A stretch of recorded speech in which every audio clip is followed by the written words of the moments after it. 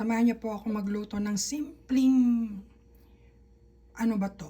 Pwedeng ulam, side dishes, pwedeng merienda, pwedeng pulutan. So, ang kailangan lang po natin ay itong fried tofu. Ganyan po siya kanipis. Meron pang mas malaki nito, kaya lang ito yung nakita ko kasi tatlo siya sa isang pack. And then, kailangan po natin ng ganito kalaki lang na radish, since ako lang naman nakakain. And spring onion, 2 tangkay. And itong ating fish plates. And toyo.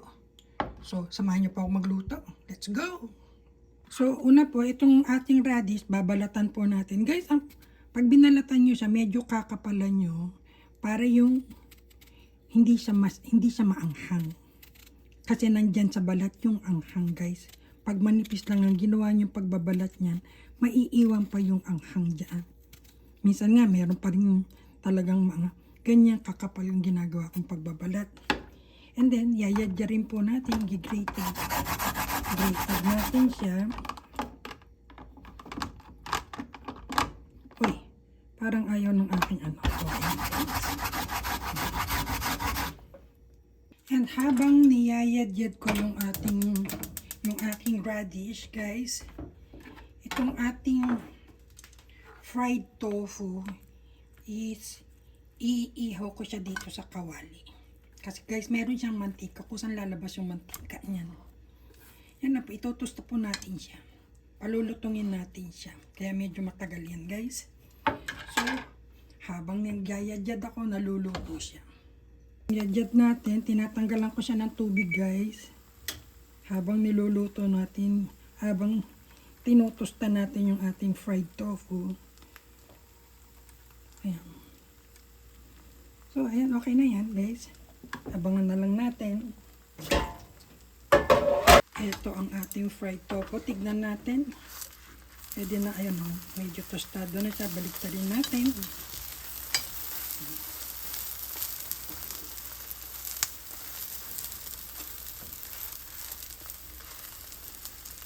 Yan. Wait ulit tayo na matosta siya. Dito naman tayo. Habang niluluto natin yung ating hiwain natin tong ating spring onion ng maninipis.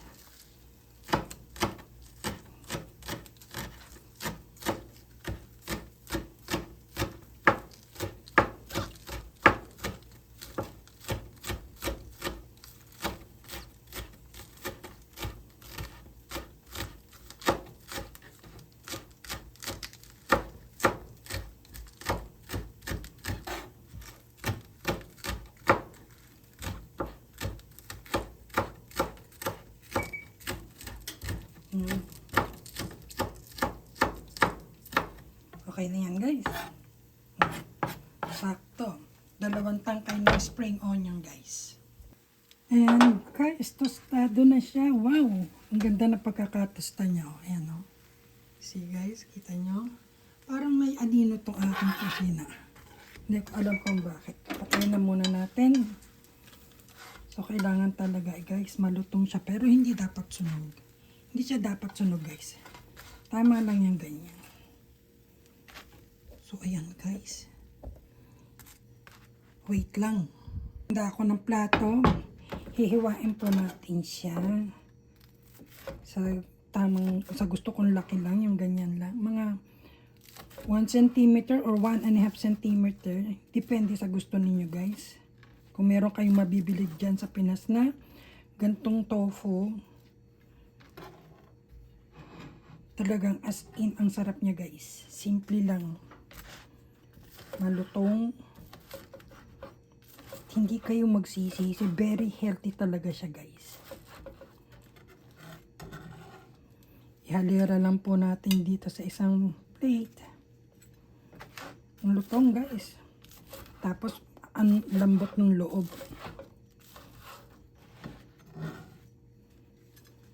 So, ganyan siya, guys. And then,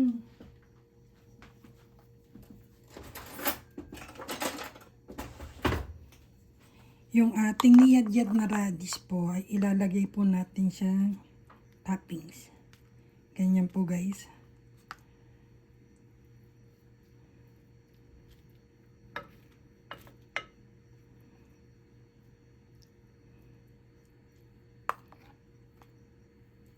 sariwang-sariwa yung aking labanos. Kaya, ayan.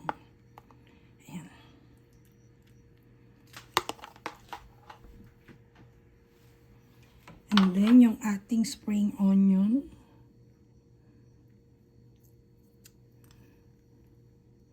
Depende yan guys kung anong gusto nyong toppings. Pwede yung herbs, yung mga cilantro or ano. And then, itong ating pong fish flakes. Ayaw mabuksan.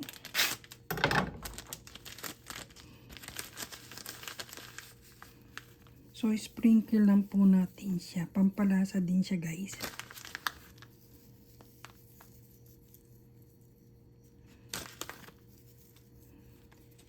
And after that,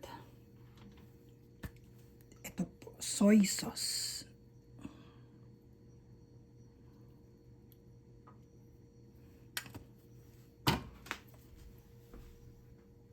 At syempre, lagyan natin ng konting borloloy lang. Spinach with peanuts. Ayan po guys. Ayan. So, ready na ang aking dinner, guys. Yan. Ito po ang ating finished product. Thank you for watching. Please like and subscribe and comment po kayo kung meron po kayong ibang recipe for fried tofu. Thank you guys. God bless.